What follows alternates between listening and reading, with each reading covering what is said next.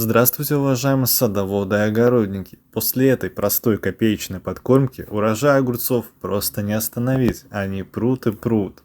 А огурчики вкусные, натуральные, экологические, чистые. Все благодаря этой бесплатной подкормке. И, конечно же, в этом видео делюсь с вами рецептом, чтобы также во благо каждый из вас смог приготовить эту подкормку и получить такое же огромное количество огурцов.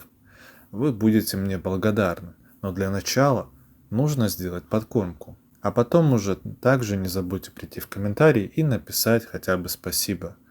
Моей душе будет очень приятно.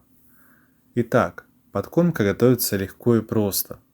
На ведро 10 литров воды нам понадобится всего лишь полграненого стакана сыворотки, молока, либо сметаны. Можно даже слегка не свежее, оттого эта подкормка будет даже лучше. Далее в это ведро нужно добавить полстакана простого гороха и настоять около 2 суток. Далее процедить и данным раствором опрыскивать все растения, не только огурцы, но и томаты, перец. Подкормка подходит как по листу, так и под корень можно влить по 50-100 мл.